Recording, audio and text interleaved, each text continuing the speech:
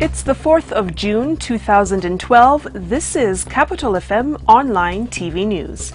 In the headlines, War on Terror stepped up as key suspect nabbed in Uganda. Raila surrenders gifts he was given in Turkey. City Council takes over Comesa parking from KICC over debts. And secondary school teacher murdered in Dagoretti. Good evening, I'm Victoria Rubidiri. The war on terrorism has been stepped up following the arrest of a key suspect who is wanted for a series of bombings in parts of East Africa.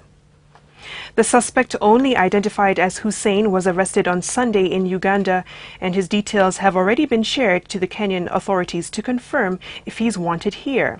Hussein's photograph and other personal details have been shared to the Kenyan authorities to ascertain if he's wanted, a terrorist who bombed Asenan's building on Moi Avenue last week. Reports in the New Vision newspaper of Uganda says Deputy Police spokesperson there, Judith Nabakooba, has confirmed the arrest and circulated 2 photographs of other terrorists wanted here in Kenya. Police intelligence reports show that a bearded man said to have set off a bomb at the Moi Avenue building crossed over to Uganda a day after the devastating blast. The photographs circulated in Uganda are those of Ahmed Khaled Andreas, Martin Muller, and Emra Erdogan alias Imran al-Kurdi, who are wanted by the Kenyan anti-terrorism police here in Nairobi. Police spokesman Eric Kiraive, who released the photographs last week, announced that they have credible information that the 2 men are dangerous because they have ties with the Al-Qaeda-linked Al-Shabaab. He said they have no tangible evidence that the 2 have anything to do with the Moi Avenue blast that killed 1 person and left 37 others wounded last week, but they know they are involved in other previous attacks.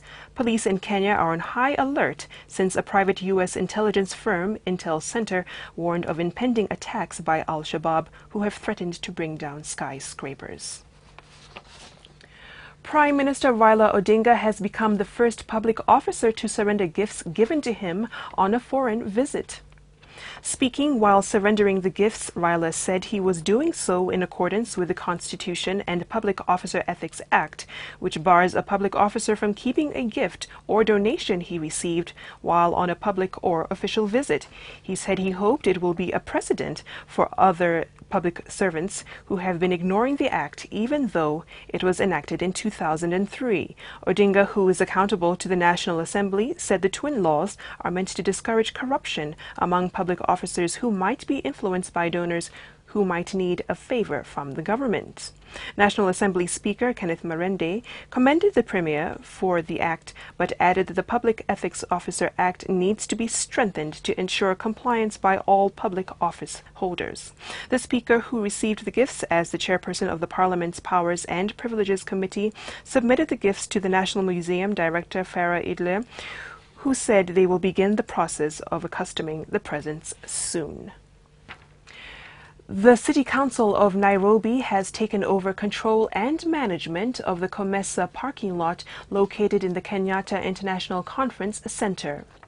Town Clerk Robaduba, who led his officials in the takeover, says the council has issued the KICC management with a notice on Wednesday last week, ordering it out of the grounds to enable the council to collect revenue.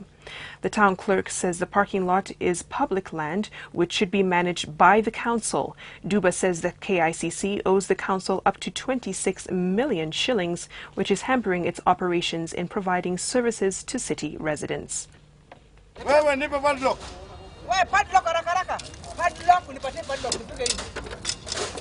A secondary school teacher who went missing on Sunday from Dagoretti has been found murdered. The body of the teacher, who was found in Waithaka area and is believed to have been shot dead at close range before his body was dumped in a thicket. Police in the area say the man was last seen boarding a matatu within Dagoretti Market. Dagoretti Police Chief Michael Guio says detectives are trying to establish the motive behind the killing, but no suspect has been arrested so far. And that does it for our top stories of the day. Thank you for joining us. I'm Victoria Rubidiri.